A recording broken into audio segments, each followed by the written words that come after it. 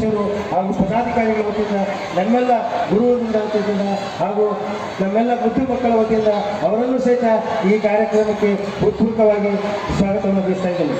ಬಂಧುಗಳೇ, 98% ಮಾಡಿದ್ದಾರೆ.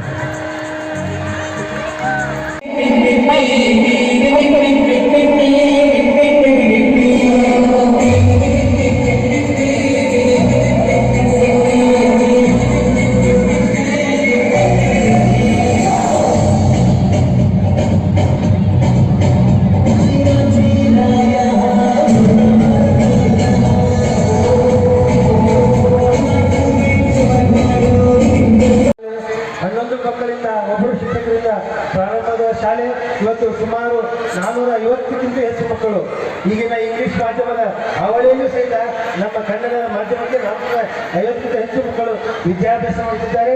ಸುಮಾರು 12 ಜನ ಶಿಕ್ಷಕರು, ಒಬ್ಬರು ಸಹಾಯಕರು ನಮ್ಮ ಈ ವಿದ್ಯಾಸಂಸ್ಥೆಯಲ್ಲಿ ಸೇವೆಯನ್ನು ಸಲ್ಲಿಸ್ತಾ ಇದ್ದಾರೆ.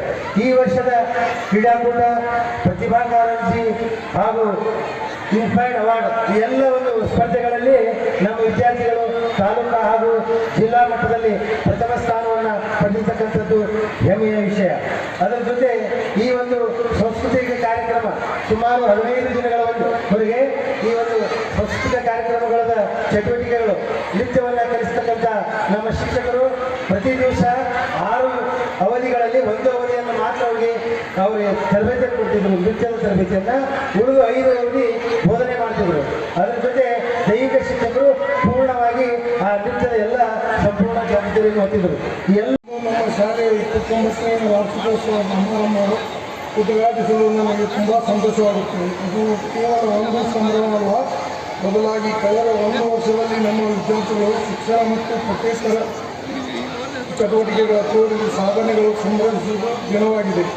ಇಂದು ಈ ಅದ್ಭುತ ಕಾರ್ಯಕ್ರಮವನ್ನು ಆಯೋಜಿಸುವ ಎಲ್ಲ ಶಿಕ್ಷಕರು ಹಾಗೂ ಪ್ರೋತ್ಸಾಹಿಸುವ ಪೋಷಕರಿಗೆ ಧನ್ಯವಾದಗಳು. ಪಾಲ್ಗೊಳ್ಳುತ್ತಿರುವ ಎಲ್ಲ ವಿದ್ಯಾರ್ಥಿಗಳಿಗೆ ನಾನು ಶುಭ ಹಾರೈಸುತ್ತೇನೆ. ಜೈ ಹಿಂದ್, ಜೈ ಕನ್ನಡ. ವಾರ್ಷಿಕ ಸ್ನೇಹ ಸಮ್ಮೇಳನ ನಾವು ಯಾಕೆ ಆಚರಣೆ ಮಾಡ್ತೀವಿ ಅಂದರೆ, ವರ್ಷಾನುಪೂರ್ತಿ ವಿದ್ಯಾರ್ಥಿಗಳು ಅವ್ರೇನು ಶೈಕ್ಷಣಿಕವಾಗಿರಲಿ, ಸಾಂಸ್ಕೃತಿಕ ರಂಗದಾಗಿರಲಿ, ಕ್ರೀಡೆಗಳಾಗಿರಲಿ, ಅವರ ಏನು ಅಚೀವ್ಮೆಂಟ್ಸ್ ಇರ್ತವೆ ಆ ಸಾಧನೆಯನ್ನು ಮೆರಿಲಿಕ್ಕೆ, ಅದೇ ರೀತಿ ಪ್ರತಿಭಾ ಪುರಸ್ಕಾರವನ್ನು ಮಾಡಲಿಕ್ಕೆ ನಾವು ಈ ಸ್ನೇಹ ಸಮ್ಮೇಳನ ಆಚರಣೆ ಮಾಡ್ತೀವಿ. ಎಲ್ಲರೂ ಕೂಡ ನೀವು ಸಾಂಸ್ಕೃತಿಕ ಚಟುವಟಿಕೆಗಳಿಗಾಗಿ ವೇಟ್ ಮಾಡ್ತಿದ್ದೀರಿ. ನಾನು ಹೆಚ್ಚು ಕಾಲಾವಕಾಶವನ್ನು ತಗೊಳ್ಳೋದಿಲ್ಲ. ವಿದ್ಯಾರ್ಥಿಗಳು ಇವತ್ತಿನ ಈ ಆಧುನಿಕ ಜಗತ್ತಿನಲ್ಲಿ ಏನು ಕಾಂಪಿಟೇಟಿವ್ ವರ್ಲ್ಡ್ ಇದೆ, ಇಲ್ಲಿ ಎಲ್ಲ ರೀತಿಯಿಂದಲೂ ಸನ್ನದ್ಧರಾಗಬೇಕು. ಕೇವಲ ಶೈಕ್ಷಣಿಕ ಮಾತ್ರವಲ್ಲದೆ ಕ್ರೀಡೆ, ಸಾಂಸ್ಕೃತಿಕ ಚಟುವಟಿಕೆ ಎಲ್ಲದರಲ್ಲೂ ತಮ್ಮ ಸಾಧನೆಯನ್ನು ತೋರಬೇಕಾದ್ರೆ ಅವರಲ್ಲಿ ಸೆಲ್ಫ್ ಬಿಲೀಫ್ ಅನ್ನೋದು ಇರಬೇಕು. ಮತ್ತು ಶಿಸ್ತು, ಡಿಸಿಪ್ಲಿನನ್ನು ನಾವು ಯಾವಾಗಲೂ ಕಾಯ್ತಾ ಬರಬೇಕು. ಡಿಸಿಪ್ಲಿನ್ ಇದ್ದರೆ ವಿದ್ಯಾರ್ಥಿಗಳು ಎಲ್ಲ ರಂಗದಲ್ಲೂ ಮುಂದುವರಿತಾರೆ. ಪೋಷಕರ ಪಾತ್ರ ಕೂಡ ಅದರಲ್ಲಿ ಅಷ್ಟೇ ಪ್ರಮುಖವಾಗಿರ್ತದೆ.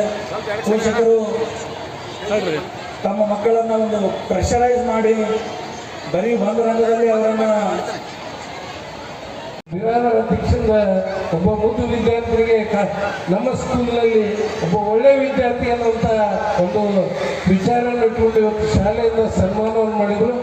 ಅದೇ ರೀತಿ ಆ ಶಾಲೆಯಲ್ಲಿ ಆ ಮಗು ಮೊದಲನೇ ರ್ಯಾಂಕ್ನಲ್ಲಿ ಬರ್ತಾ ಇದೆ ಅನ್ನೋಂಥ ಒಂದು ವಿಚಾರ ಇಟ್ಕೊಂಡು ಮುದ್ದೇಮಾಳ ದೇವೇಂದ್ರ ಮುದ್ದೇಮಾಳ ಒಬ್ಬರು ರಿಟೈರ್ಡ್ ಟೀಚರ್ಸ್ ಅವರಿಗೆ ಬಹುಮಾನವನ್ನು ಕೊಟ್ಟರು. ಆ ಪ್ರತಿಭೆ ಹೆಂಗಿರ್ತೈತಲ್ಲ, ಆ ಮಕ್ಕಳಲ್ಲಿದ್ದಂಥ ಪ್ರತಿಭೆ ಹೊರಬಿದ್ದ ಮಾತ್ರ ಅದು ಗೊತ್ತಾಗ್ತದೆ ಅನ್ನೋಂಥ ಒಂದು ವಿಚಾರ ಅಂದ್ಕೊಂಡು ಈಗಾಗಲೇ ತಾವೆಲ್ಲ ಮಕ್ಕಳ ಪ್ರತಿಭೆಯನ್ನು ನೋಡ್ಲಿಕ್ಕೆ ತಾವೆಲ್ಲ ಪೋಷಕರು ಬಂದಿದ್ದಾರೆ.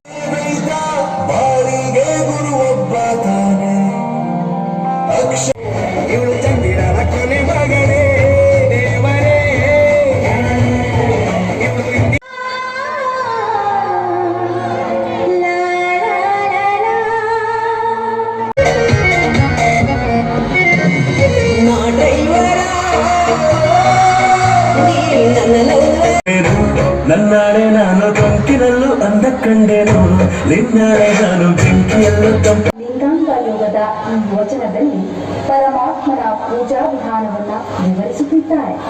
ನಮ್ಮ ಗುರುಗಳು